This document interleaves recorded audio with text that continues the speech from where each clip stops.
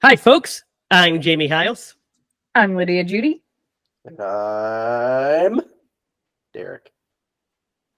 This is Screenplay Movies, the podcast where we review a horror movie each week, go over the horror news, and Derek has the most anticlimactic entrances known to man. Dude, I don't have climatic.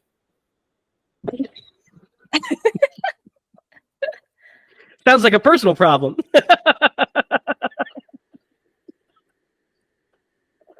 It is. How are you guys doing tonight? Doing good. Just ate a bunch of food again, like every time. The only way. How about you, Derek? I'm so.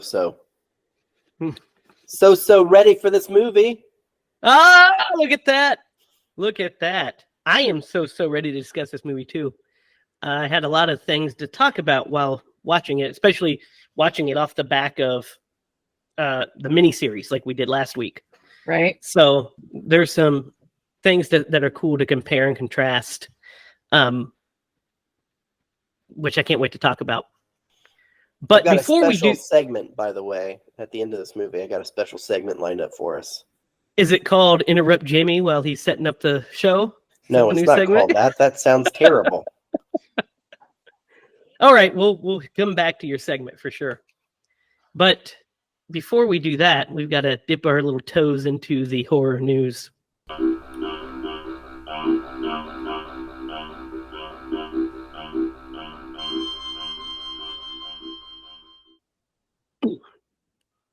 So, guys, the first bit of horror news here is not good news. It's not good news, but we have to hold out beliefs. And I can honestly say I'm not really surprised. They've had a test screening of the new Exorcist movie, The Exorcist, the Believer, and it was met with negative reactions. Word is that it's not very scary and too long. Oh. I mean, we have to take these always with a grain of salt, but does that scare you guys at all? Well, I feel like those are complaints I could probably live with, honestly. Like sometimes it's like you just want to like live in the universe of, you know, a favorite movie. And sometimes they can't always be as scary as you want them to be. So, yeah, I guess. But if it's a sequel to The fucking Exorcist, it should at least be a little scary, right? I mean, yeah, it's hard to be that scary. And just to recap, so this was the movie that at one point they were like, "Oh, they're finished," and then they're like, "Oh no, they're casting a major character. Oh no, they're done shooting. Oh no, they've got shots lined up." It was some craziness like that. So. Yes, this is the one. It sounds believable. Yeah. Look, I'm pulling for this movie. I like the filmmakers involved, but I've got to say, I think the stink of Halloween Ends just festered upon this. You mean the perfume of Halloween Ends? The shit perfume. Yeah. What I mean happens is probably you think that you're going to be getting the devil, but instead you're going to be like Howard Stern in a corner. That's who you're going to follow the entire time, because that's how he does these movies nowadays.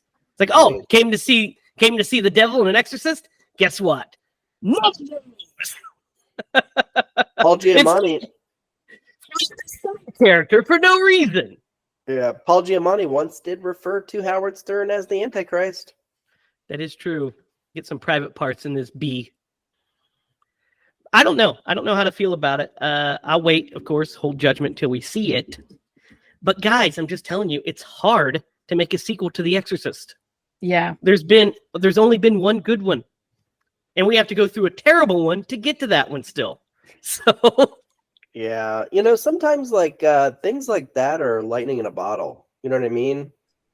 And absolutely. It sounds like just from what we discussed when we watched the movie, the director was kind of eccentric in a lot of ways, which probably added to what that movie became. I mean, it's hard to recreate that. Also, story. You got to have a great story. The story, yeah. And I mean, William Friedkin's one of the best directors of all time. I mean, he's won an Oscar. He directed a little movie called The French Connection, which swept the Oscars when it came out.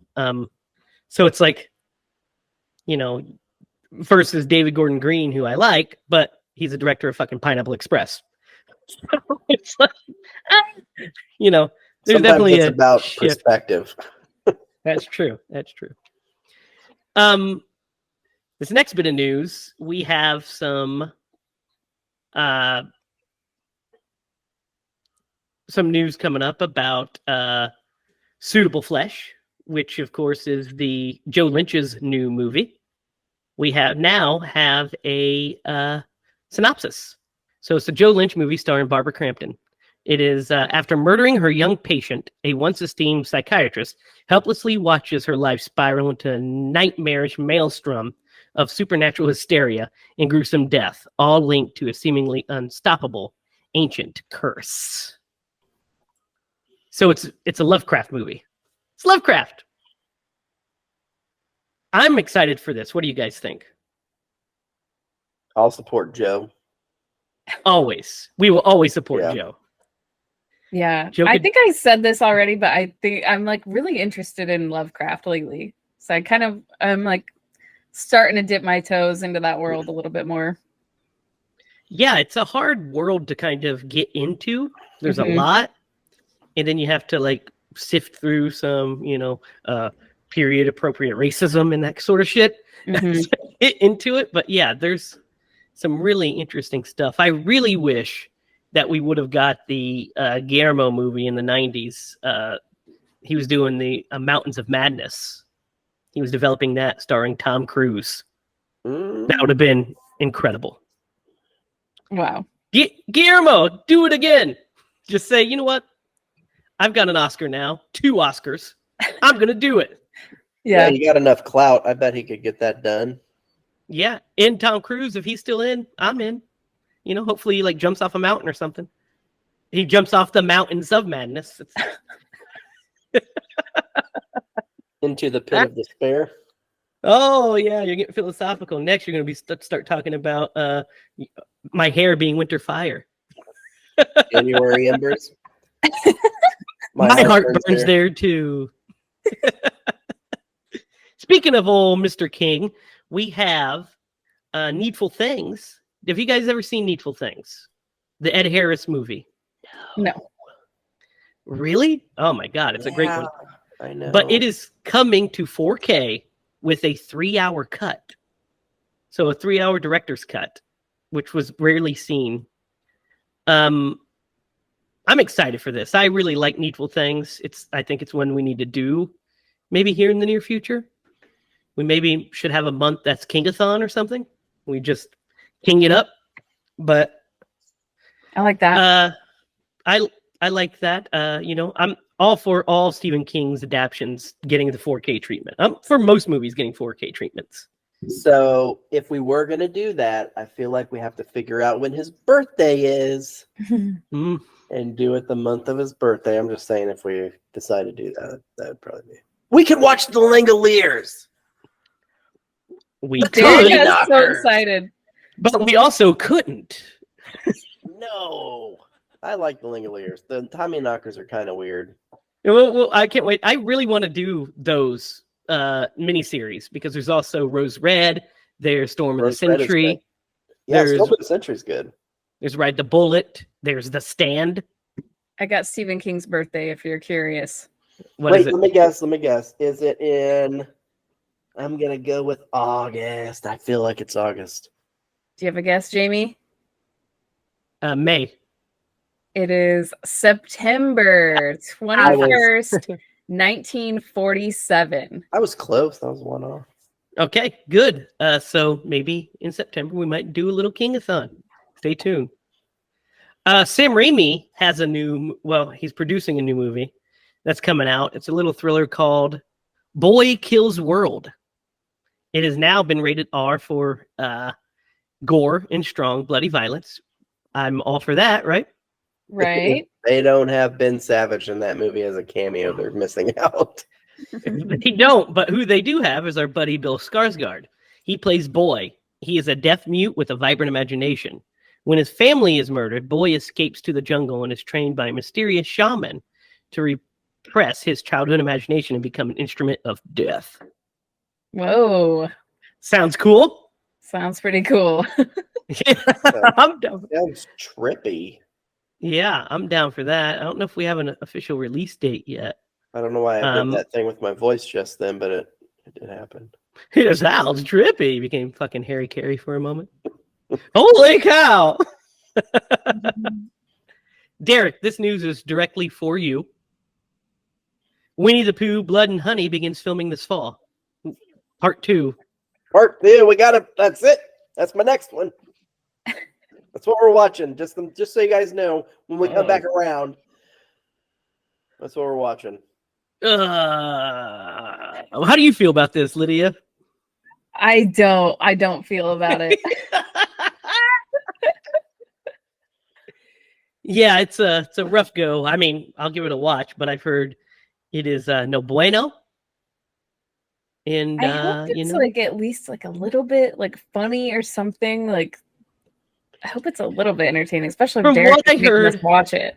Yeah, from what I heard, the worst part is that their makeup effects, like themselves, they just look like they're wearing Halloween masks instead of being like animatron. You know what I mean? Like anamorphic or just men wearing it, which would probably been better. Like serial killers that dress up like Winnie the Pooh or something. Lydia, this next news is for you. We have on the set pictures of Winona Ryder as Lydia Dietz for Beetlejuice 2. Oh, yes. Already? Oh, man. Yes. Do you want to see them? Yes. All right. Here we go. That's from Beetlejuice regular. There she is. I can't see that to save my life. It's pretty tiny on our screen. Right there. One more magnification. Jesus. Well, for us old people. She looks a lot like her old self. She looks the same. She looks pretty much the same. It's kind of crazy. I mean, You'd she's almost aged think it's very me well. sitting there. I know. I think that too. Dude, I used to have the biggest crush on Winona Ryder and Marissa Tomei. Those were like my screen crushes. Yeah, those are good ones to have. I used to have a screen crush on Olivia Newton-John. I was like, who did I? A lot of people. Olivia Newton-John, I guess, was one. I was into Grease back in the day. Looks great, doesn't she? She looks great. Yeah. She does. How, go ahead. How excited are you guys for this movie? I'm pretty excited. Yeah. It's Beetlejuice 2. Come on. Yeah. No, it's going to be amazing. I'm sure you guys have seen this, but it's worth bringing up because it's hilarious. Like when they were accepting an award for Stranger Things, and she's on stage going, "Oh yeah."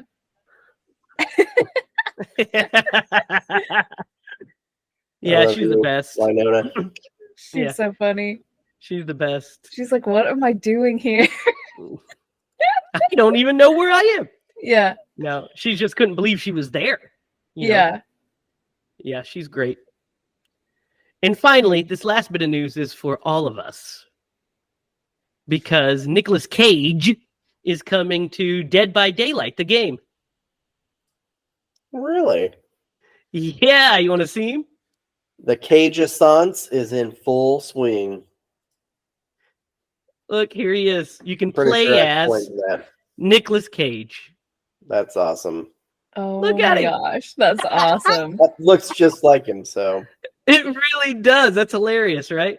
It's great. I love it. So that game's already out? Oh, Dead by Daylight's been out. Yeah, they just keep doing add-ons. Okay, yeah.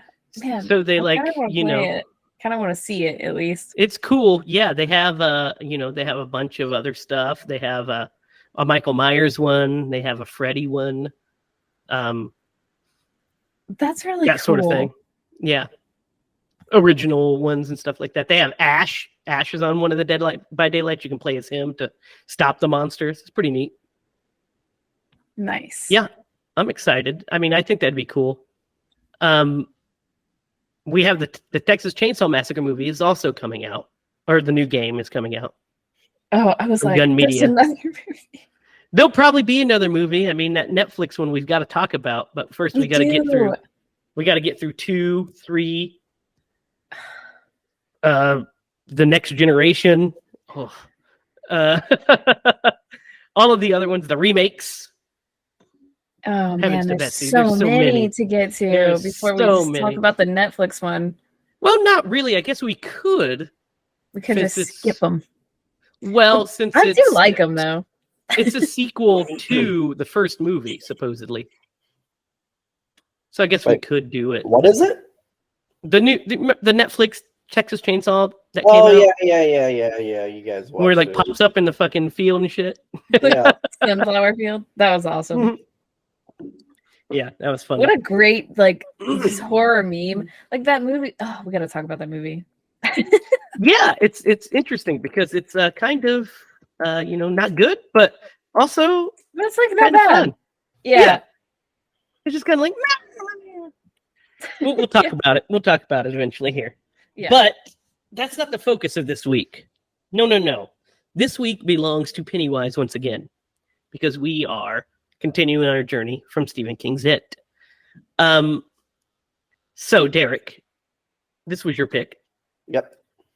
So you get to tell us about the first time you watched this. So picture it.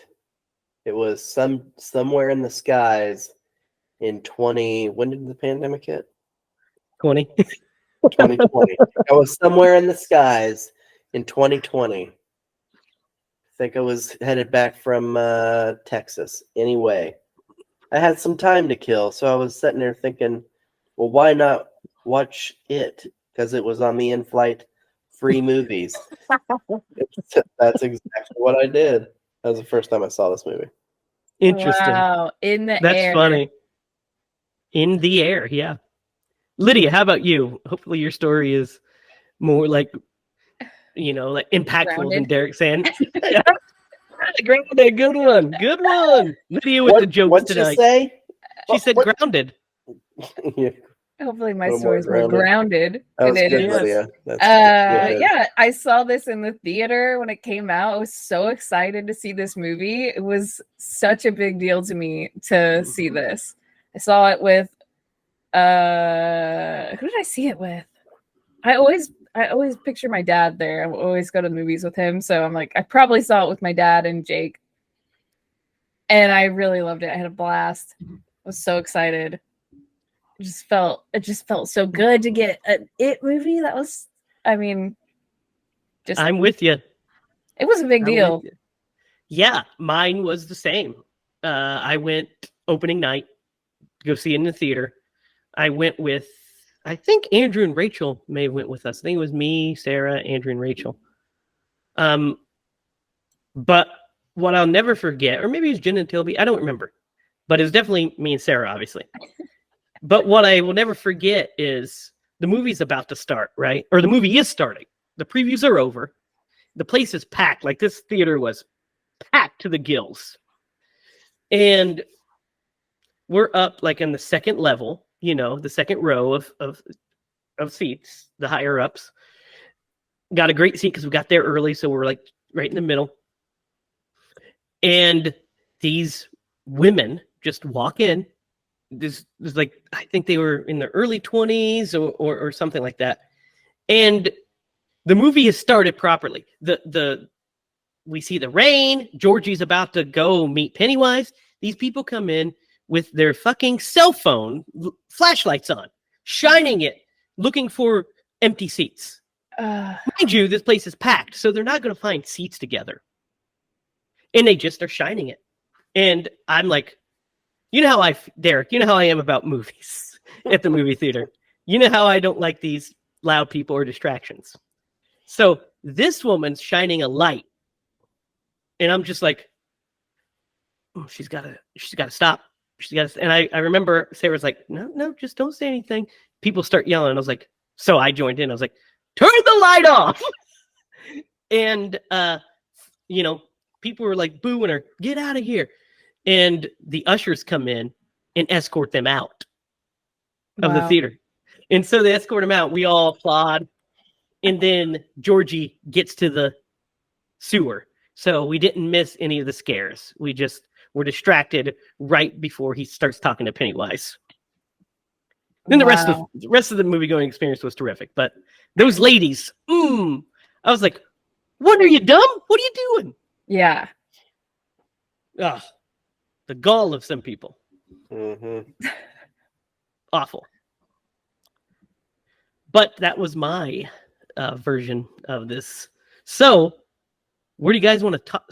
Where do you want to start? You want to talk about the characters again, like we did last week? You want to talk about Pennywise? Now I got three things. Three things to start with. One, tone. The tone of this movie, which we talked about last week, right? What would this movie look like if it was rated R and it had a budget? And that's what we kind of got. Two, I love the choice of starting and staying and going through as the kids. I think that's absolutely the right choice. There's none of this jumping back and forth type thing, which I for the movie we watched last week, it was okay. Yeah, it worked. I do like that they started with the kids and they followed it all the way through. Yeah, no, I 100% agree. Let's start with that point. Yeah, you know why it was a smart decision. You know why they did it that way. They did it that way for a couple of reasons. One, because when you jump back and forth, it cuts the tension, right? Mm-hmm. It slows the momentum. It cuts the tension with the framing device.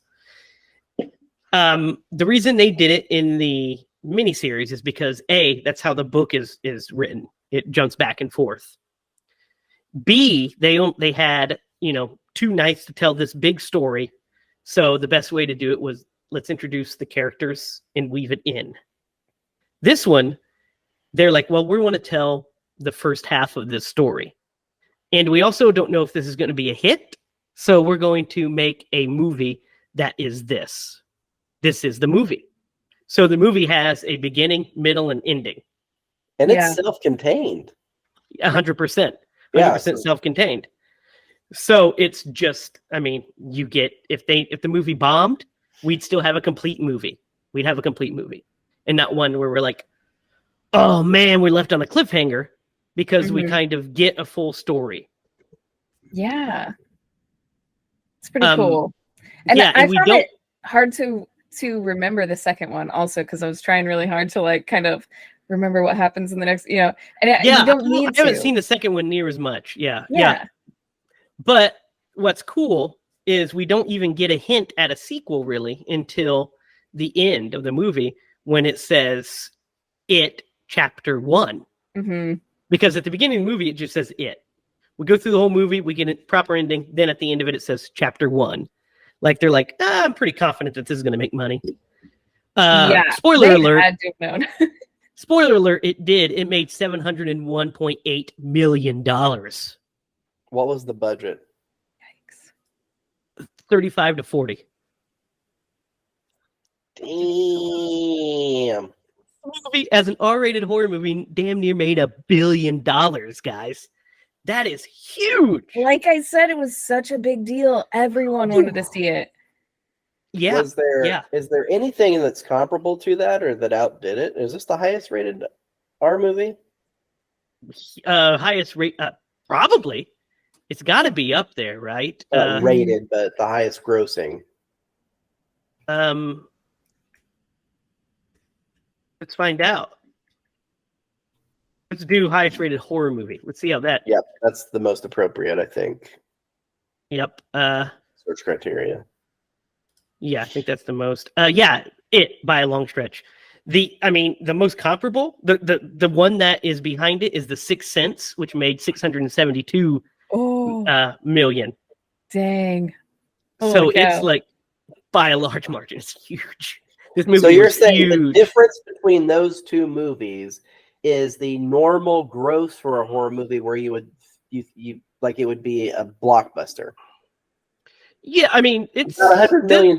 If your horror movie makes $100 million, it's Yeah, $72 million is really the difference, or I mean, 12 million or something like that, because it made 672 million. Sixth Sense did so, but that was also a PG 72. Well, what was? But that's what was also that's also a PG-13 rated horror movie, not an R-rated horror movie, which limits the amount of people that can watch your movie, right? that does, yeah. The next highest grossing R-rated horror movie is It Chapter 2, which made $473 million. So, Now that is quite a drop off. I mean, even but between the two, that's still over $1 billion. Well over $1 billion. It's almost Yeah. It's almost $2 billion, close to $2 billion. So yeah, huge movie. This movie. Tone. You talked about tone. The tone of this movie is interesting because it's very scary. There's parts that are very scary, but it's also a very, very fun movie. I think that's why it did so well, because it's very fun and very funny. There's some, especially Finn Wolfhard as Richie, gets some incredible lines in this thing. Yes, and Eddie too. Eddie does too. Let's talk about the characters real fast, because we love the cast of the original It. Yeah. I think this cast is better. Yeah. So not to spoil it, but like at the one segment I want to do is who did it better. So match up each of the characters from the last movie to this movie, and like who do we like better? So the 1990 version. Well, do you want to just do it now? We can. I mean, it's our show. We can do what we want. Yeah. Whatever. What do you think, Lydia? You want to just do it now? Yeah, I guess let's go for it. I was like trying to rack my brain for a second. Like, is this okay to do? Because these are children actors, like We're not saying either one is bad, and also they're all adults now. So, especially the 1990s, they're older than us. So that's true. It just feels hard to be so critical of children like that. No, not but being there critical. are some performance choices that I can appreciate over others. So let's start with Eddie, because I think 2017 Eddie is infinitely better. Oh man, he is so amazing. He's just awesome. I really love the old Eddie. Yeah, he's so great. much. He's so just he's cute genuine and real to me. Like I feel like I know that kid. This Eddie, the new Eddie, is such a brilliant performer. Yeah. At such a young age, it really blows my mind to watch him act. Because that kid is an actor. Yeah, the lines they give him and the way he puts off these lines are amazing. Yeah. My favorite line of Eddie's is, "These are gazebos," and he turns them down. Shit. Dude, every line is such a good one for him. Like it is. Just, I'm sorry, there's a train. Yeah, that's okay. That's okay. I'm gonna mute for a sec. Derek, you like new Eddie? Yeah, no, 100%. I think that the material's different. The way that they wanted to portray this version is different, but that actor does a great job. And actually, I feel like the two between him and Richie, their banter sometimes, man, is just so good.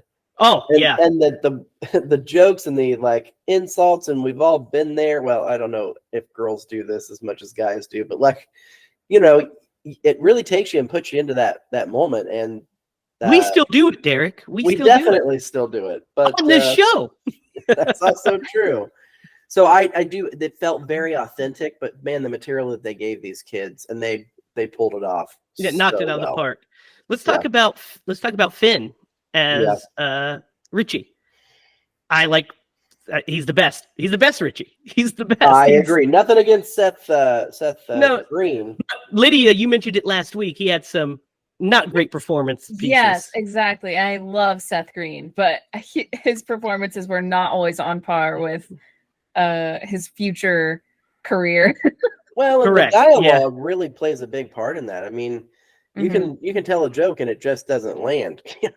Yeah. And they didn't really make him a jokester in this movie necessarily. You know, like more like the last week he was so over the top. Well, they Yeah. did, but they made him more of a trash mouth, like he is in the Yeah. book. You know, he's Right. more sarcastic, funny, and not like, "Oh, let me shake your hand with a buzzer, pal."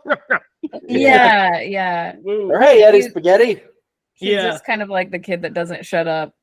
Doesn't But have he, At one point Limit. he He says is- it's a gift. yeah, he's great in this. He's so funny. Some of his lines are just my favorite is "Go fuck your dad, you mullet wearing asshole." Yeah. Go blow your dad. That's it. Go blow your dad, you mullet wearing asshole. Yeah. I laughed out loud. I woke Connor up. So funny. Yeah, Your wife was he's- like, "Curse you." no, she was Yeah. gone. I watched it while she was gone. But it was hilarious. He's great. He's great.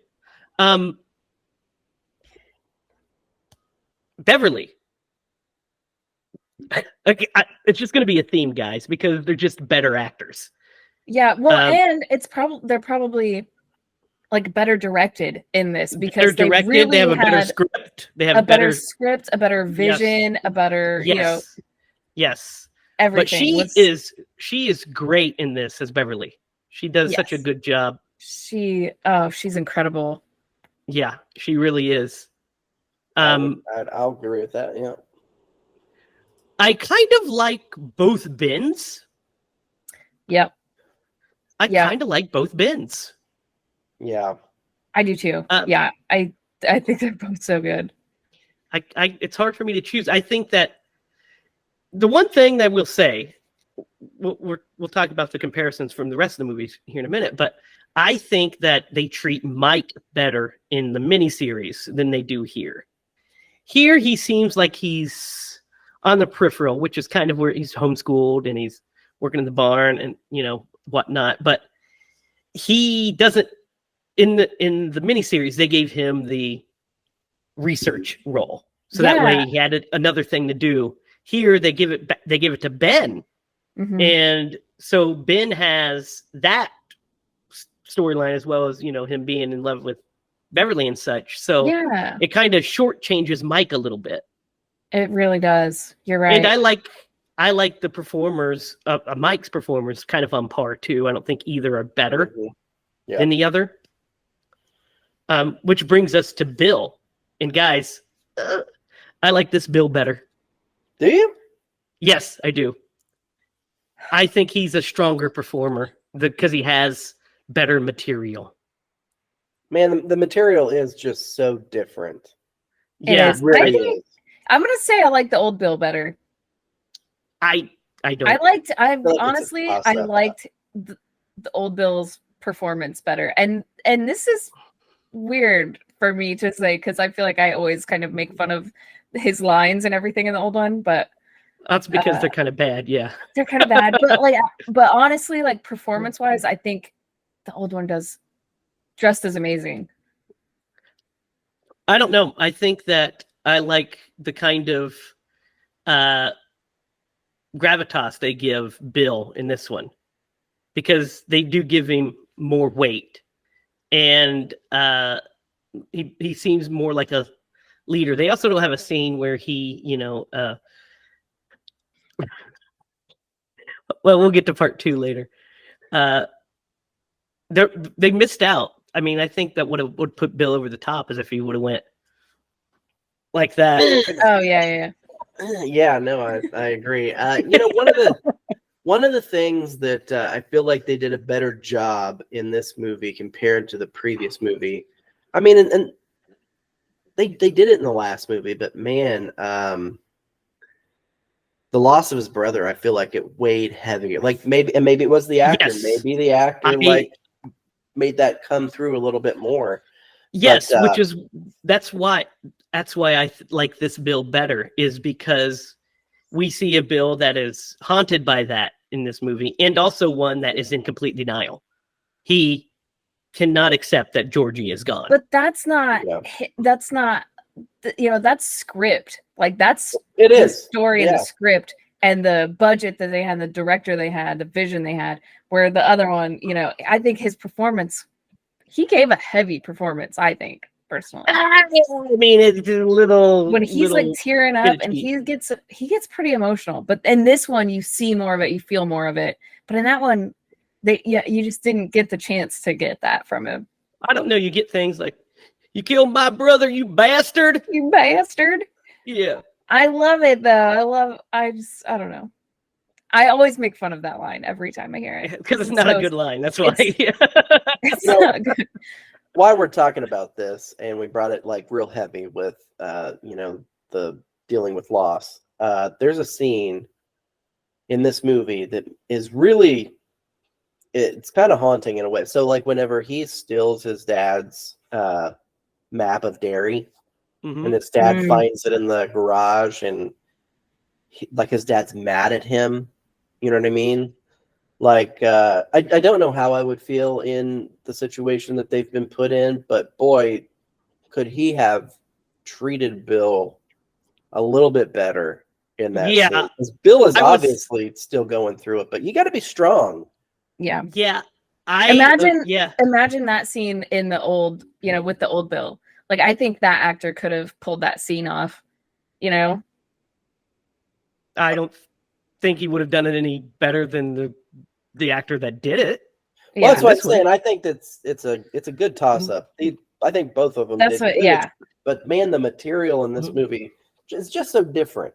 Well, the writing's way Better. better. Yes, Way it's better. The writing's better. The filmmaking's better. The movie is better. Yeah. I For mean, sure. it just is. But we still have one character to talk about, and that is and that was Pennywise, the dancing clown. Yes. What do you guys think of Bill Skarsgård as Pennywise? He is creepy. Yeah, he's great. He's phenomenal. I feel like you got to slice it up, man, because Pennywise in the other movie, I feel like came across more or better as far as like initially inviting. You know, like the scene with Yes. Georgie. I Like, totally agree. He felt more like, like a clown. Yes.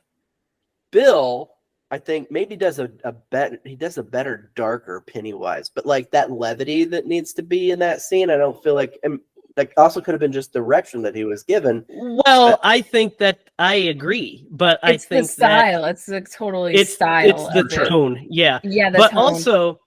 also I think that because I mean, Tim Curry is Pennywise. He's Pennywise. Oh, dude, he rocks it. But Bill Skarsgård is so good. And So good. we talked about it a little bit last week, but he's so good he's this creature. That's what he is. Mm-hmm. And he's trying to fit into this clown human form. And it doesn't quite always work because he's like when he's there and his eye just moves to one side for no reason, you're like, Mm-hmm. oh.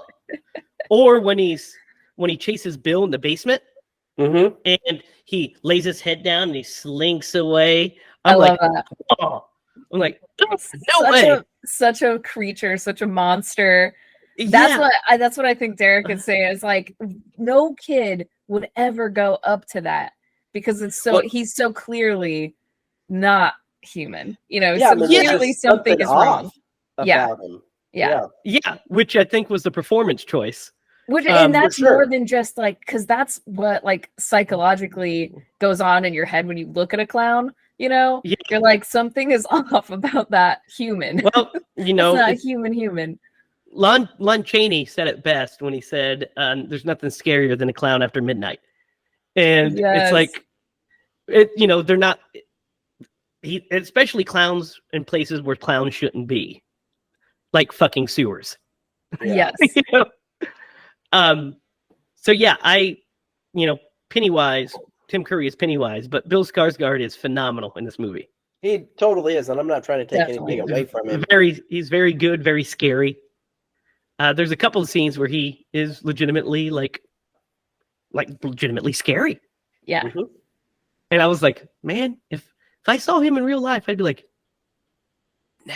You'd nope right out of there. Because he's like a tall guy too. When he a good one is when they're at the house on Neibolt Street. And he comes out of the fridge. He's really scary there because he's so big and tall. And he's like, oh, doing those like weird, like, Unfolds.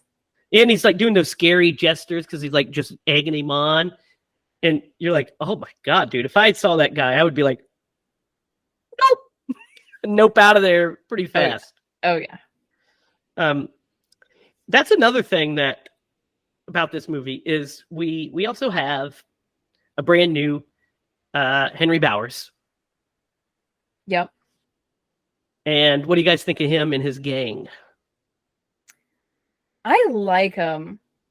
Yeah, I do too. I almost feel like the old ones are kind of scarier. I don't know about that. You don't know? I think these ones he actually cuts into his flesh. Well, and yeah, but stabs his dad in the throat.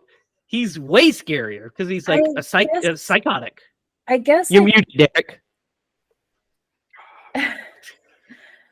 I guess we're gonna erase that like it never happened. Yeah, just cut it. No, we gotta leave him in. Yeah, there has to be somebody. You guys have to make a tally of how many times Derek has been muted while he tried to talk on this show. Start the tally. You guys can do it. Every episode. Because I'm a flimmy fella, man. You are. Lydia, go ahead. Sorry. Okay, so Henry Bowers, right? And the other one, he just seemed like older and bigger, which made him a little bit scarier to me. Maybe, but he seems like more of a generic greaser in that one. Just there's no real personality to him. In this one, he's got a broken home life. Yeah. What makes him scary is that he is beat down, so he bullies everybody else around him. Yeah, you're right. And he's a psychotic. Like, he's literally a psychotic. Because not only does he try to cut Ben, they try to run over Mike. Then they have Mike pinned to the ground and is going to bash his head with a rock. I mean, this is... Woo! This kid has major issues. Oh, he does, man. And it stems from his home life. And I'm really glad that they explored this because they really didn't in the previous. No, movie. There's no time. There was no time. But he obviously has a dad who's abusive, maybe in more ways than just physical and and verbal. But man, he snaps. Well, he breaks him down. Now, granted, granted, Henry is also an asshole that should be put in his place. But shooting a gun at him is definitely not the way to go about that. No, man, no. The abuse, yeah. I do like the. Oh, go ahead. Sorry. I was like, the dichotomy of his dad being a police officer is also quite nice. Yeah. It really is, yeah. There's a detail after that scene where he like shoots at the ground. He's like, oh, quivering. There's a scene where he's like walking, to the mailbox, or he sees the balloon tied in the mailbox and walks to it. And you can see his knife. He wet his pants. Yeah.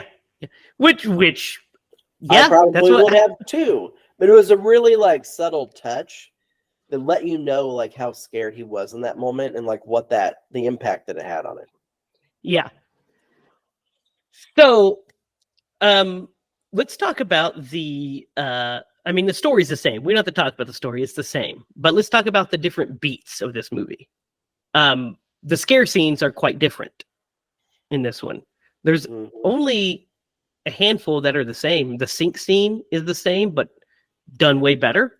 I think that's probably it, right? That's the only one that's kind of repeated. I think you might be right. Yeah. Yeah, because they all have different interactions with Pennywise this time.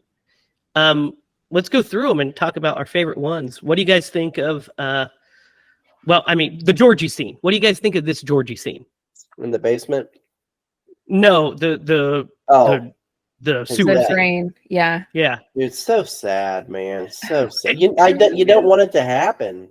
Dude, when I watched this in the theater, so I like we said, I like Tim Curry's performance better in the drain, but this version of it is better because when he fucking bites his arm off in that theater, I felt the viscerality of it, and I was like, "Oh shit, we're in it!"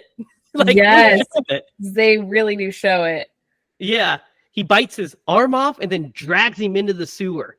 Dude, that's the best part of it because he's like trying to crawl away and He's And, like, crying, and you're The feeling old so lady with her cat on bad. the That porch. old hag. Let me tell you what. If I were his parents and she if I got even a whiff of the story she told and it went down the way it did, I would have probably. So he was talking to somebody in a drain, and you didn't think to go and stop him. Yeah. Anyway.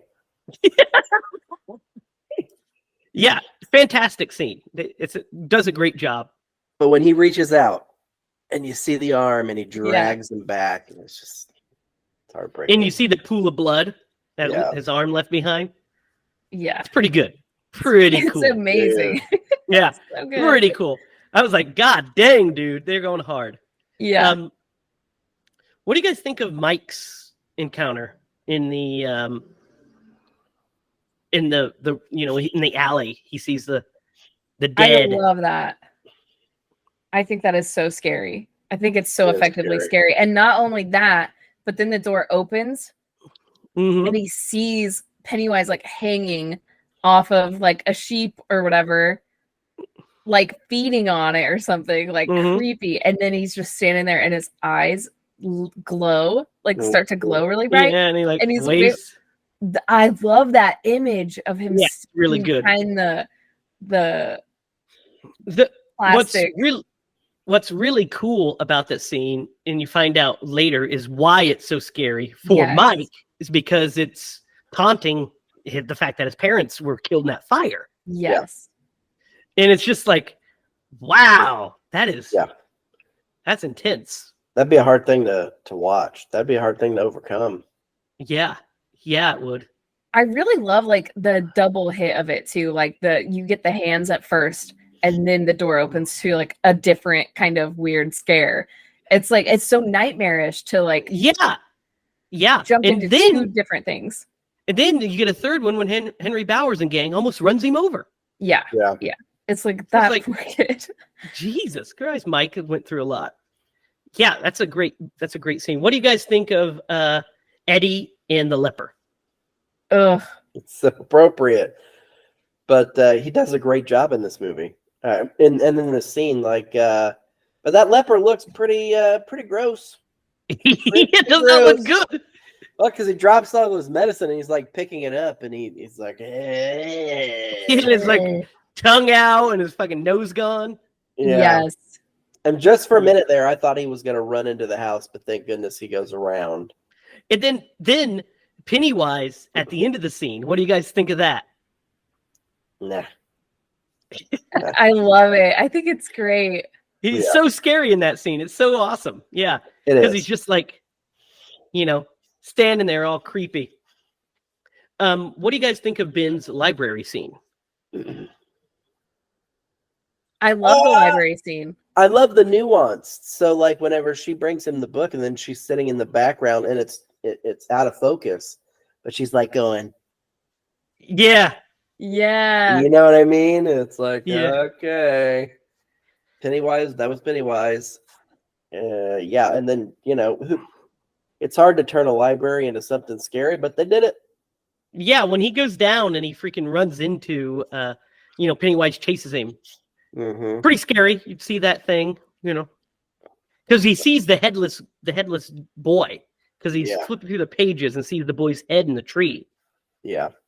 And then he goes down and sees the headless body walking down towards him, which turns into Pennywise and chases him. I mean, they really missed an opportunity for it to sprout a Rottweiler head. Damn it. You're muted, Derek. No, man. I was saying, I was thinking that this movie was missing one thing, and that was it. That was it. The Rottweiler. Could you imagine? So dumb. But yeah, so that's a great scene too. And then we have Beverly in the sink. What do you guys think of this bit? This is great. This is pretty great. I really feel like she is very scared. Well, yeah, it's the bathroom scene by the way of Wes Craven, because it's it's the bed scene from Nightmare, essentially, Yeah. Mhm. out of a sink. And it is very like nightmarish where like the Yeah. hair comes up and grabs her and holds her face there. Like that is freaky. And it just splatters all over and all up on the. Yeah, it's just like a Yeah. blood flood, and she's covered Paints in the it, room red, yeah. and the light's red, so it's reflecting back, and then her dad comes in and doesn't see anything, and Yeah. he is such a fucking creep. Once Oh again, my the gosh. scariest character of these movies. Yes, Yeah. and this one he's even creepier. Like I would sure. 1000% rather just be eaten by Pennywise than like have Have that to guy live as a that life. dad. Oh my god! And when he keeps saying, "You're my little girl, aren't you, Bevy?" Ugh, Dude. gross. There was It is some gross, yeah. major satisfaction when she nails him in the face with the top Dude. of the toilet. Yeah. Yeah, I'm like, when she I hope fucks it's him up with the fucking toilet, yeah. Because he's like, "You're still my little girl, aren't you?" No! I love when she turns that corner and then bashes him with that toilet. Yeah. It's like, get Yeah. the fuck out of here. She is the bravest character by far. 100%. Yes. She's the bravest character. Also, the creepy pharmacist guy. Oh yeah. My God! Clark Kent. You look just like Lois Lane. I was like, Lois Lane doesn't wear glasses, you fuck. Yeah. Yeah. Oh gosh, that What was a so creepy. creep. That was a great scene Yeah. though, too. It Oh, it's was a great hilarious. scene, Yeah, but it's hilarious. man, Yeah. It was, it's just a reminder that it could be anybody. Yeah. So the Bill scene in the basement. What do you guys think of this one? Because it's really good, right? It is It's really good. Yeah. I mean, it's tugging on a lot of strings. Yeah, he sees Georgie and he starts saying, "You'll float too. You'll float too. You'll float too." And then Pennywise raises up from the water. Yeah. Yeah. I think that little boy is so cute that He is. he's Yeah. so scary when he Yeah. is like that. It's like I usually don't get that where I'm like afraid of the little kid in the horror movie. I'm like, it's a little kid. Like Yeah. it's not scary to me. But I know people who are always afraid of the little kids in Yeah, scary movies. Sarah's always Yeah. afraid of him. But this one, he's probably the only one that's ever actually been like, okay, that is scary. He's good. The one thing that makes me laugh when Pennywise runs at him, Yeah. real He's fast, like shaking. it seems like he's hulking up, Derek. From like the I gotcha. Starting to hulk up. He's about to hit a big boot and a big leg on him. Yeah. Yeah, it's a great one. And then what about the projector scene? That's my favorite scene. That's your favorite. It's a good one. It's I love really it. cool because I like the concept of it. I like that they're all standing around. They're trying to kind of figure out the plan. And like Richie has not seen anything yet. He has a great line. Can only virgins see this stuff? Is that why I'm not seeing anything? Yes. You're muted, by the way, Derek. Not again. You are man, doing that- terrible this week. Terrible. Yes. Dude, the lines in this movie, and we should probably bring them up, but that is a really good one. There's another one where he makes a joke about like him being well endowed. Oh, And he it's makes a just ton like- of those. Dude, it's He says, you guys were I was standing outside where you guys were, pretending to clean up a bathroom that went all Eddie's mom's vagina. Yeah. So funny. dude, they're so Then- good. What about Stan and the weird picture lady? That's my least favorite one. It's mine too because I feel like it took Yeah, 100%. cues from The Conjuring 2, Yep. Ooh, yeah. from the the, nun like, scene. your- I will say Yep. the callback later in the movie where it has wrapped around his Oh, that's scary. Yeah, that's scary. and his eating, which by the way, later on he's got like these stupid bandages. That Yeah. looks hilarious. But Yeah. and then she unwraps, but it's still in Yeah. that. I mean, she's That's kind of scary. creepy there, yeah. But the initial one, when I rewatched it this week, yesterday, it was definitely felt like The Conjuring, like they're trying to capture that magic of that pitch perfect. I mean, that's the painting scene in The Conjuring is all time. Well, Yeah. Is an all time yes. great. And we've talked about that. Yeah, And yeah. that's you can't. That's a beat bar that can't be cleared. Yeah. Yeah. And this one, it's like, it doesn't help that it's like just such a CGI kind of CG character. Yeah. CG character. And it's like, I don't know. It's just, I think it could have been better if they would have maybe been more practical with this. I do like when he's explaining it and Richie says, "Is she hot?" No, Richie, she's not hot. Yeah. I like that Richie's thing is clowns too. Yeah, that is funny. They're like, "What are you afraid of?" And he says, "Clowns," which is Yeah. really funny. Because a So lot he's of like, people are afraid of clowns.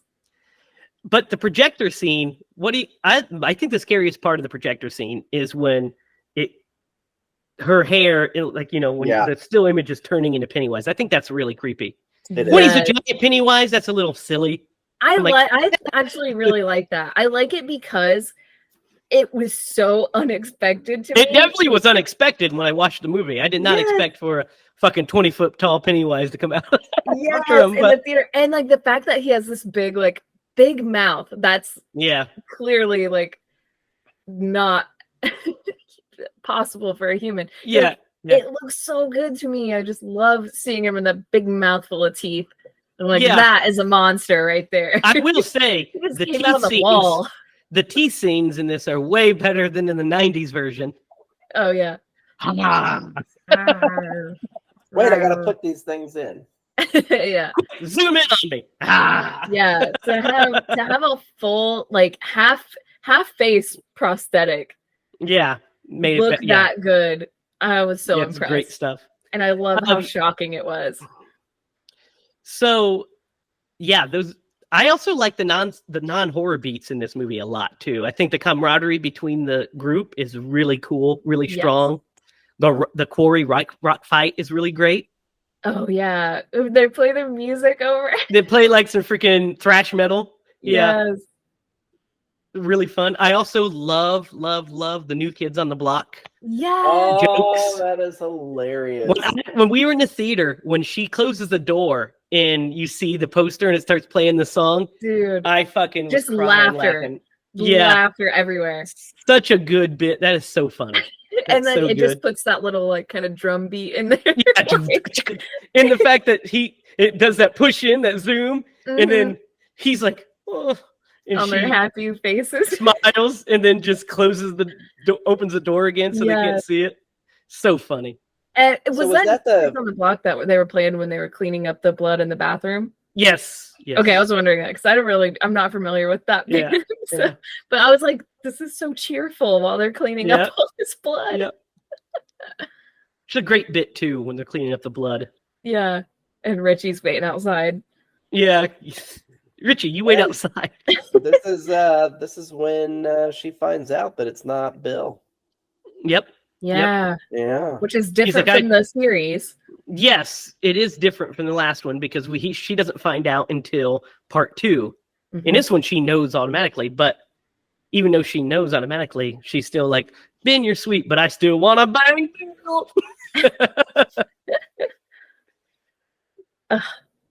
But yeah, they just have a connection. The scene where they're swimming is really great too. It's a great bonding scene.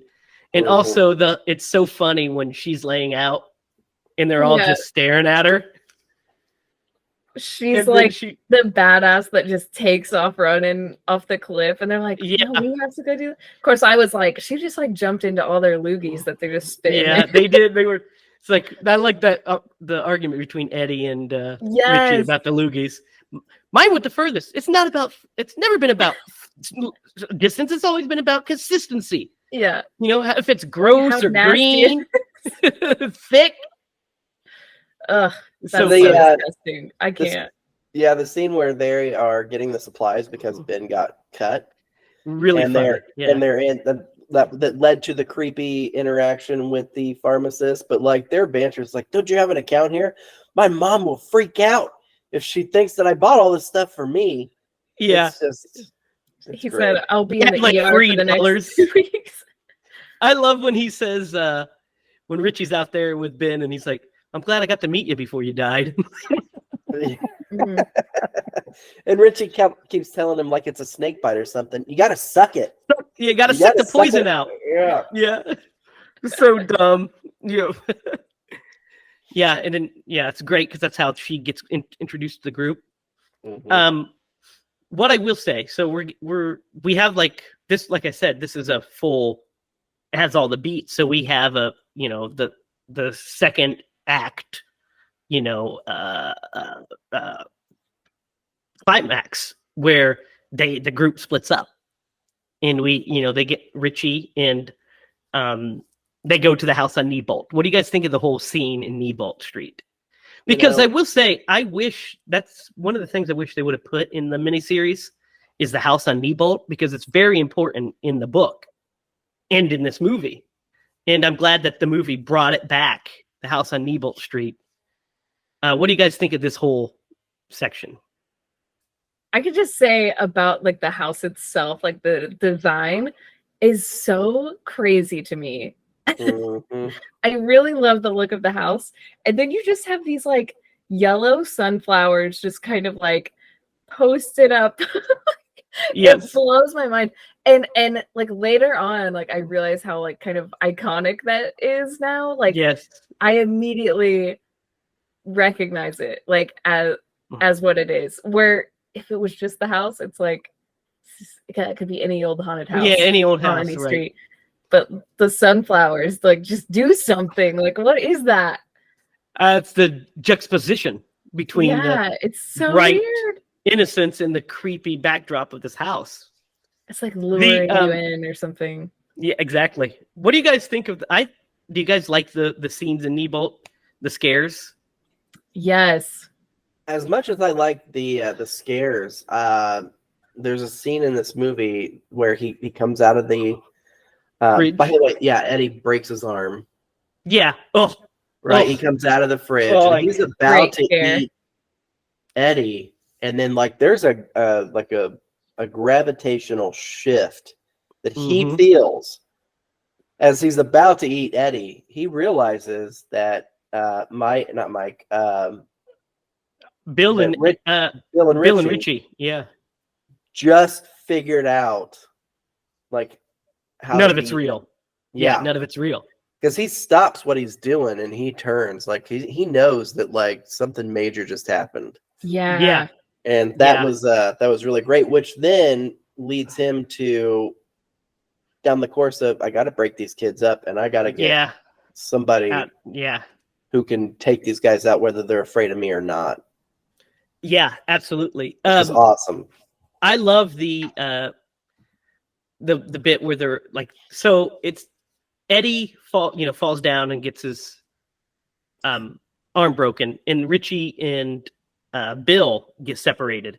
Yep. And Richie goes through this room of dummies, and he opens up the casket, and there's a ventriloquist dummy dressed just like him. Yeah. And he's like, ugh. And then Pennywise jumps up on top of it, and he's like, no way. And my favorite bit is when Eddie's head pops out from the mattress and starts oozing all that shit.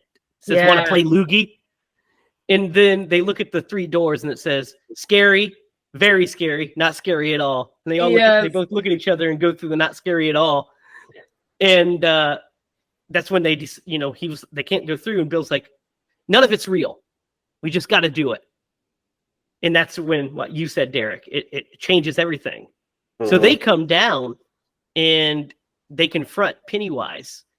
And then when he's about to kill them, Beverly comes in and skewers him right in the face. Yeah, stabs him right in the freaking head with one of those spikes. And he slashes Ben. And when she stabs him, he's like, I got to get out of here. Mm-hmm. Bill chases after him to end him, and he drops down into the well. And that sets up leads us back to the like little history scene where he was like, oh yeah, they can't find this well. It's buried under this house. Yep. It's buried under the house. Pretty cool piece. So they that's what leads them to break up, to get into a fight, because Bill and Beverly want to go after it. The rest of the guys are like, no, I don't really want to do that. We almost got killed. So of course Eddie's mom freaks out, and she is disgusting in this movie, by the way. Just awful Way and scarier. oh, disgusting. And so she gets cut out, and then she cuts Eddie out, says you guys aren't allowed to play with him anymore. And then the Richie and Bill get into a fight, and then the group basically disintegrates. And we get like a little montage of what everybody's doing. Stan goes through his bar mitzvah with Richie in attendance. Everybody else is just kind of doing their own thing. Mike's shooting the animals. Ben's bending it up. Then, that's when we get Beverly's bit. And this is the one thing in this movie that I dislike and that I like in the 90s movie better, is Beverly gets kidnapped. Mm-hmm. And the group has to go and save her, which is fine that they have to go, that gives them a reason to get together. The problem is it takes agency away from Beverly. In the 90s movie, we talk about it. We talked about it last week. In the 90s movie, she is the one that is the best shot. She's the one that is destined to defeat Pennywise. Yeah. And in this one, they kind of take that agency away, and she is kidnapped and made to float. But she comes back down pretty dang quick. I mean, she still ends up kicking butt. She does, but it takes away her big moment of, her special skill. It takes away her special skill. And she becomes a damsel for that bit of the movie. They have to go rescue her. Yeah. And I mean, it could have been any of the other people too they could have taken. Because really, I guess they can't, because nobody really needed to be taken. They could have been, one of them could have been attacked. Well, because because I was thinking about this actually, because she killed her dad in this. She knocked him out. I don't think he dies. I think he's dead. No, I don't think he dies, because she has to go live with her aunt. Yeah, she lives with her aunt because her dad's a pedophile. I thought it was because he's dead. No, he's not dead. I don't think he's dead. I think it's she is going to live with her aunt because because he's not dead, because she goes back to the house in part 2 to visit her dad. Yeah, but her dad's not there. Yeah. It's an old lady. Mm-hmm. Yeah, but she goes to the house where he was living. Died. Yeah. She didn't know he died. Yeah. Yeah, I honestly can't remember. I think I'm leaning towards he didn't die. I'm pretty sure. But I don't remember. See, now we're gonna have to watch it chapter 2 next week to figure this riddle out. I will say this: if you're Pennywise, it does make sense that you would try to get her, because one, she stabs you in the face with whatever the fence post thing, and two, like, as much as the other ones are not afraid, like, she's the bravest of them, and that is like alluded to a couple of times. Yeah, because when he brings her down there, she's not afraid of him at all. Yeah. And I would be extremely unnerved by his weird dance. Yeah. Like, extremely unnerved. They're like, bro, you need to take dance lessons. Not dance. I don't like that. So a lot of people like that, but I don't like that part. No, I don't like it either. That's kind of one of the worst parts for me. I'm like, it kind of gives me cringe feels. I don't love it. It's like, I think it's cool how they did it, but like, I don't know if it was a good choice. I think it's the camera angles is why I don't like it. Yeah. Because he's like, and then it's like, banta, and you're like, yeah. There's a few moments arcadey. Yeah. There's a few times where it's they kind of do some weird camera angle-y kind of stuff, and I'm always just like, it takes you out of it a little bit. It does, because it makes me realize that they're just messing with it. It takes It's not James Wan where it enhances the movie with the camera shots, or Sam Raimi that enhances the movie with these wild fucking shots. I've got 3 stories for you guys at the end of this, just so you know. All right, sounds good. Remind me. So that's the only thing about the ending that I don't like is that she gets taken. Just because I like the fact that they all go down as a group in the first movie. But besides that, this ending is way better. Just way more shit happens. Yeah. Dude, my favorite scene in this whole movie happens. Well, we get Henry Ballard's killing his dad, first of all, which is a creepy scene also. Yeah. That was very creepy. The way he holds the knife up to him and, springs it is really I just find very cold and unnerving. Yeah. It's heavy. You just Yeah. It's like actual murder. It does. In front of your friends. It feels like, it does feel like an actual murder. You're right. Like, because it's just very like heavy. Yeah. So Henry goes to kill them, and he's way more dangerous in this one than he is in the miniseries, because he fucking almost kills Mike. He almost knocks him down that well at first. Yeah. And then I remember watching this in the theater, and we don't ever see Henry again until the next movie. I was like, did they just kill him? I know he's not dead because he has to come back. White? Yeah. Oh, like when he falls down. Yeah, when he falls down. Yeah. Gotcha. Because he just plummets. You just hear? I'm like, oh my God, that kid got fucked up if nothing else. Yeah, I can't remember what even happens in the next one with him. So I'm kind of excited to watch it. Yeah, it's the same that always happens. He escapes with the help of a Rottweiler-headed clown. Oh. On a rampage. Logically, that makes sense. Logically. But what do you guys think of the final confrontation with Pennywise in this? It's one of my favorite scenes. It's great because I love Bill having to face Georgie. Yeah. And kill the memory of Georgie. Yeah. There's the closure that he needs to get It's past. Very emotional. Very emotional. He shoots it. He says, I love you too, but you're not Georgie. And then there's that fake out where he's laying on the ground. In a half second, you're kind of like, did he actually just kill his brother? But he only has one arm. There's no way. And then he starts turning into the clown, which is really weird and funny and creepy. Like it's just big limbs. Blurp, blurp. And so they all start fighting him. And then he ends up sequestering Bill. And he's holding Bill. And he's like, the way he delivers these lines when he's, telling him, Baba, you can live long lives until you return to the weeds. The way he delivers these lines are really cool and creepy. But basically, he's saying, let me kill Bill, and I'll let you guys live and prosper. Mm-hmm. But if not, I'm going to kill all of you. And This is it. Yep. This is it. This is where Richie.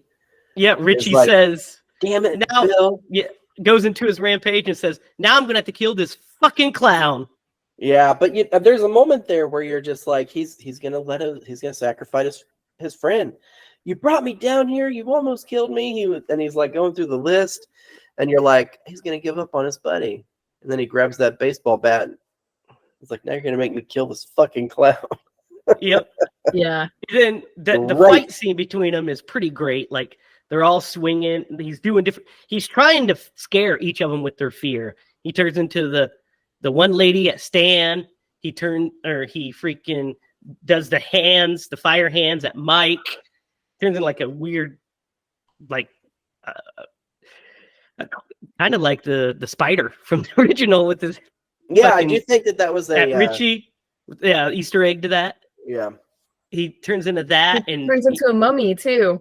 Yep, turns into a mummy. Which was of course. the least scary. Everybody was scared of that mummy in the first movie.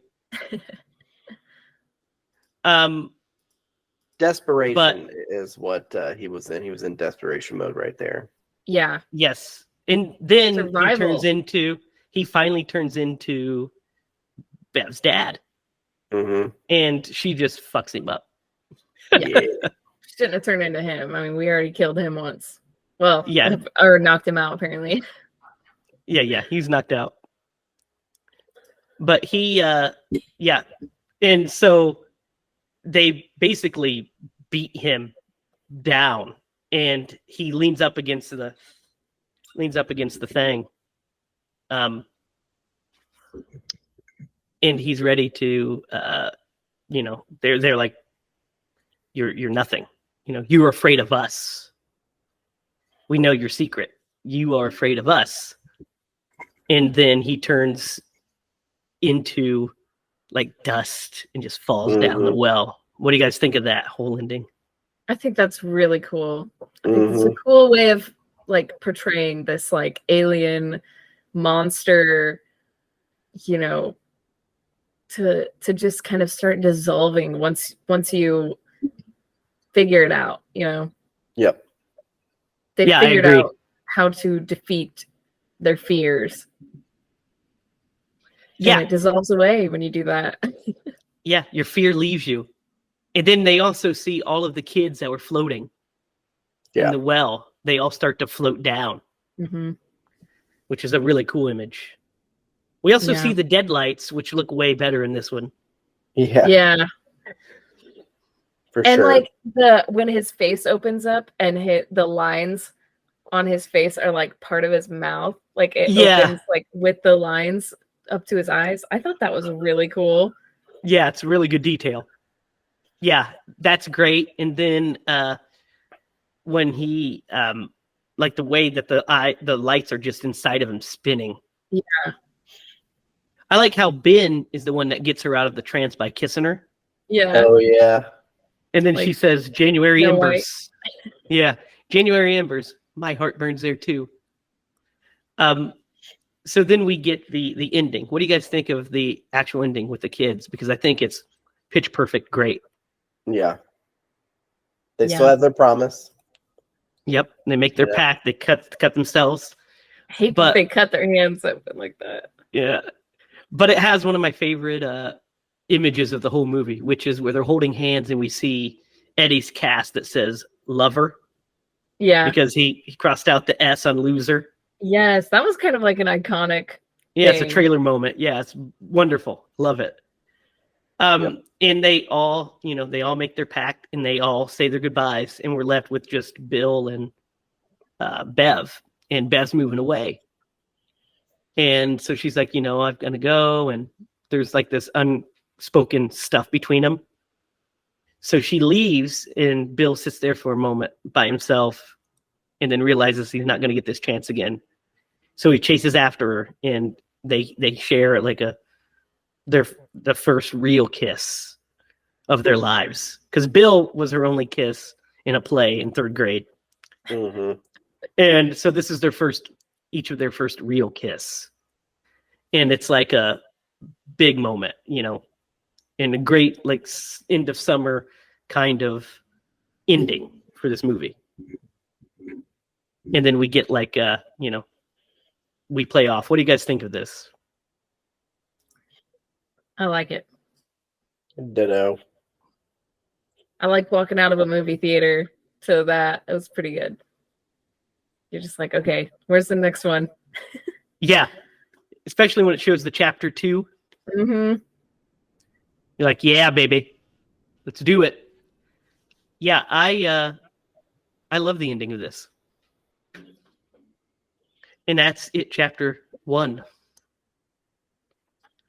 What do you guys think overall? I love it. I do too.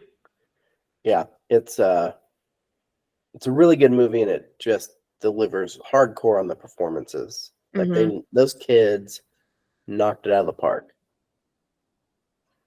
Yeah, I agree. Lydia, do you want to rate it first? Nope. I gave the last one really high, so yeah. Go ahead, Derek. You go first. So yeah, a lot of things we already said. Those kids did great. Whoever the casting director was, man, they nailed it. They couldn't have nailed it harder. No, if you get my drift, but they nailed it really well. And there's not much I would change about this movie. This movie has from start to finish. It starts on, keeps you on, it puts you on your toes, and it keeps you there the entire time. And there's the part where Ben is like, dairy is unique, not only in like the cycles that it has every 27 years, but it's just a unique town as far as deaths go. So the stakes are super high. It's all the way through. This movie touches a lot on like grief that people have, especially like after losing a child. I feel like even those glimpses you got of just the dad, like that I feel like that would be a genuine reaction to somebody, or that what somebody would have. So he did a great job. Man, I don't know. I don't like I don't know how to rate this movie. Right? I don't know why. I do. I mean, what did I rate this the last one? You gave it 7.5. Did I? We both did. All right, You and I man. both did. This is gonna be at least a 9. I'm leaning towards a 9.5. I'm gonna go with 9.4. Oh my god. So 9.5. Gotcha.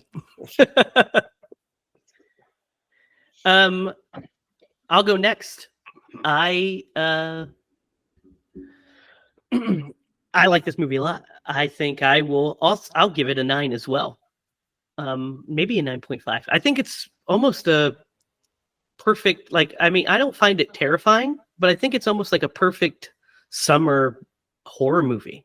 Mm-hmm. Like, I think it's the perfect crowd pleaser horror movie, because if you're afraid of clowns, this movie will terrify you for sure. But there's just some good, the movie's just so entertaining. Even if you're not scared, it's so entertaining. Yeah. The acting's so good. The character work's so good. The dialogue is so funny and good. And the story, I mean, it's King's story is brilliant. Mm-hmm. And all of that combined, yeah, I think I'm going to give it a 9.5. I'm going to go with you, Derek, 9.5, because it's pretty great. It's a pretty great, one of the best, I would say, one of the best King adaptions of all time. Yeah. All right, Lydia, you're up.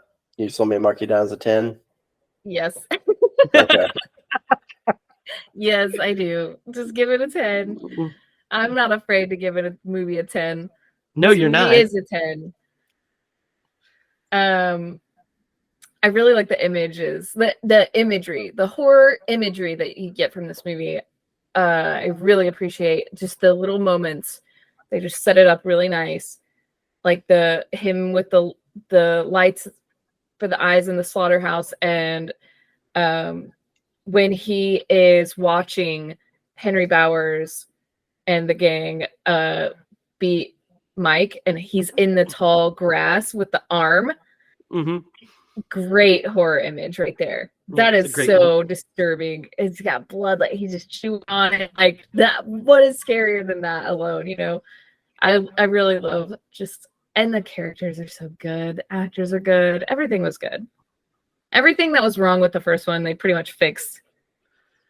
Right. I agree. In their own way, added different things, and I like flailing around, hitting my camera. No, I agree. I agree with all of that. I think they do fix all the issues that we had with the chapter 1. And I gave chapter 1 an 8. The first half of the movie, 8 or so. So, I mean, this one's just a little better than that. But it's the things that, that I had problems with, they fixed. There's no mummy shit. That's gone. The weird, awkward transitions are gone. It's just, like I said, almost a damn near perfect, like, crowd-pleasing horror movie. It's like on par with like The Conjuring, which is like a big crowd-pleasing horror movie. It's a big studio horror movie, and it plays, man. It plays. Like even though we can like nitpick and be like, well, this was a little weird, and that shouldn't have been CG or whatever our complaints. There's some CG issues, I feel like, with some of the stuff, but it doesn't take me out of it. Exactly. It's like it's still super entertaining and enjoyable movie. I think a lot of it is because it doesn't take me out of it, because of just how strong the performances are and how Like I just enjoy spending time with these characters. So Yes, you're still so invested in Mhm. how our characters are doing and like what they're going through. Yep. And that is Stephen King's It, Chapter 1. It's my pick. Next week, we're going to watch Stephen King's It, Chapter 2. Obviously. We had to finish out what we started. Or Good as Doc says, let's finish the game. Young Guns 2 reference there for you. Derek, you said you had some stories, but before we do that, we're going to aconize this movie. Thrill me.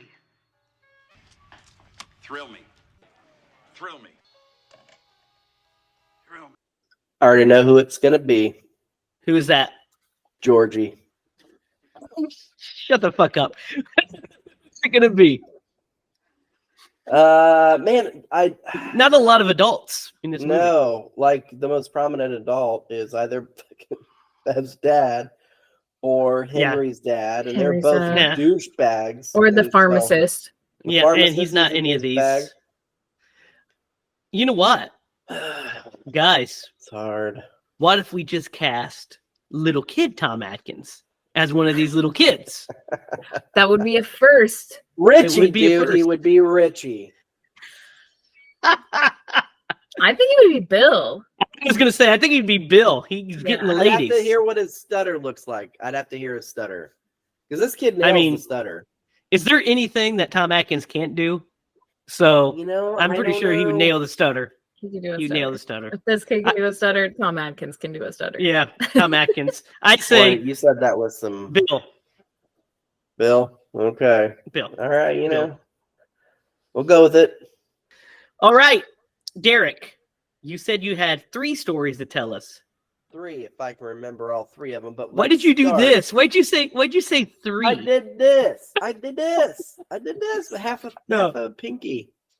Let's go to the replay on that. We'll find out. All Go right, ahead, Derek. so I got 3. If I can remember all 3. All right, so the first one is I forget what made me think of this, but I was watching an episode of Murder She Wrote recently, and man, clear Time out. as Time out. The fact that you said you watched an episode of Murder She Wrote recently is fucking hilarious and should not be glossed over. Continue. and I don't remember what was said that like led me to this memory, but so they're like at this guy's house and like riding horses and stuff like that, and Jessica Lansbury and these other characters are about to walk into a scene, and you could see the mark like the 4 X's on the floor, and it just took me out of the entire episode. I was like, oh shit, this is fake. I thought Angela Lansbury was solving crimes for real. Jessica Fletcher. So like they all come in. I'm like, somebody else is gonna come into frame because there were 4 X's, but there were only 3 people. And so here he comes. He comes into the frame. I'm like, oh, man, it's just killed it.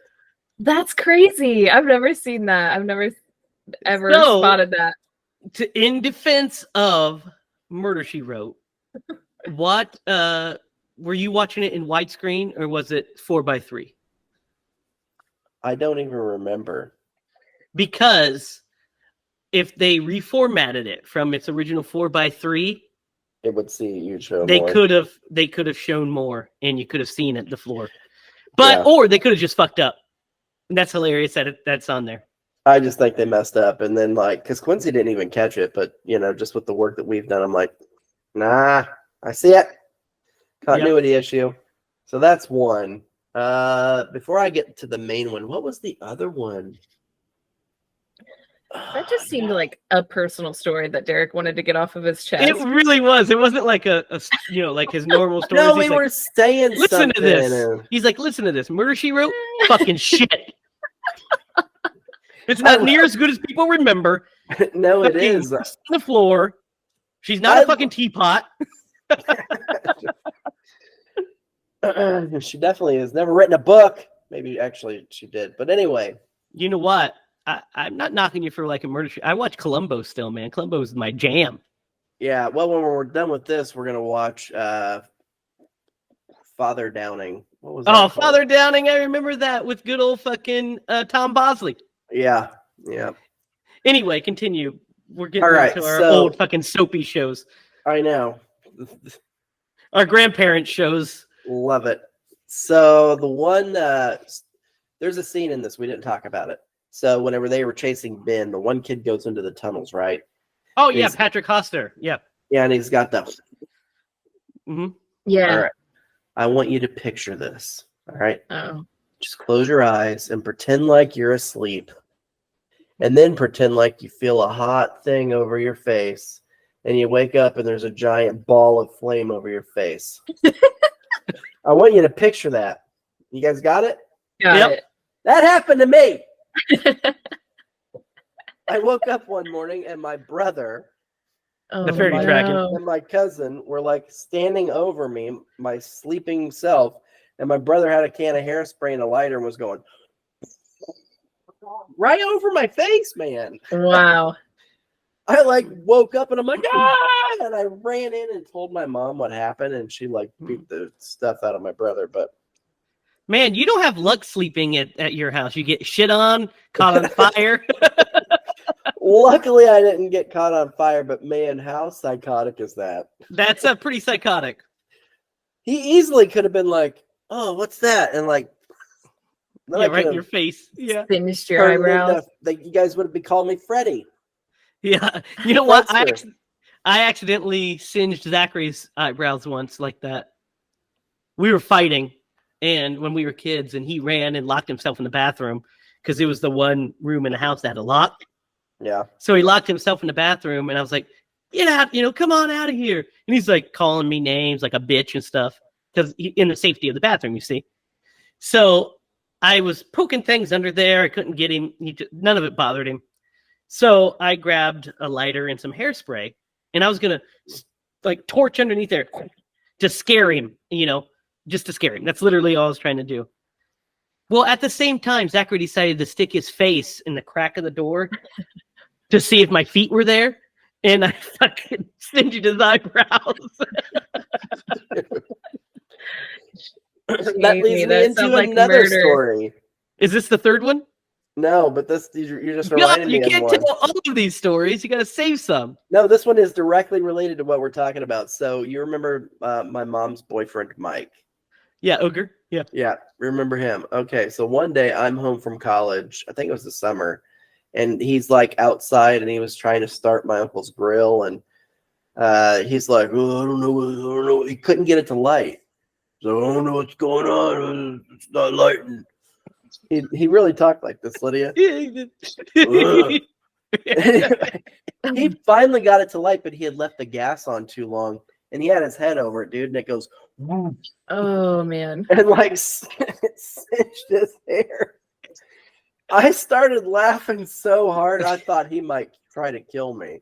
Like, 'cause I was like, "Oh my god, Mike, you like got your head on fire." Dude, that happened to my dad once actually when we were like camping. And my dad has long hair, like hair metal long hair. So like it like took off a couple inches and his like I remember his eyelashes were singed. Yeah. He smelled up the whole campsite. Like That's burnt hair. hilarious. It was pretty bad. All He right, would last probably really one. appreciate me telling the podcast this I'm story. glad he does now. Hey, I told Shout out to people my dad. that my grandma shit on my back, so That's a good point. I That's a feel good like point. you're okay. Yeah. All right, this is the last one. Last one, I promise. Okay, so I took my mom and Mike out. This is relevant to him. I took them out for dinner one. It was lunch or dinner. Anyway, we went to like, that one place that it's not the Golden Corral in Kokomo. There was another place that used to be like a Ryan's. all you could. Yeah, Yeah, that's what I think. Ryan's. Yeah, Ryan's was legit. yeah, so I took him there, man, and one time, and I went and got a big bowl of spaghetti, Oh God. and I came back and I set my plate down, and Mike was like doing something, and he looked at me, he was like, "Whoa," and I'm like, "What the fuck's wrong with you, man?" He And hates my mom's spaghetti? like, "He does, he had like a legit phobia of spaghetti." It's because Yeah, Like it was- worms? well, so one time he was like, well, my mom was telling me this because Mike was not a great speaker. Fucking Frankenstein.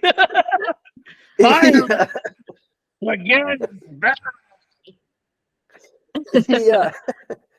He started to eat like some spaghetti at his house or something like that. Anyway, it had set out too long and apparently had like But why some. would you eat spaghetti that had been I sitting don't out? know, and it had like maggots in it or something like that. Anyway, so it like he was not about the spaghetti life, not about the Whoa. pasta. So like whenever I sat down there, it like legitimately almost made him sick. That's hilarious.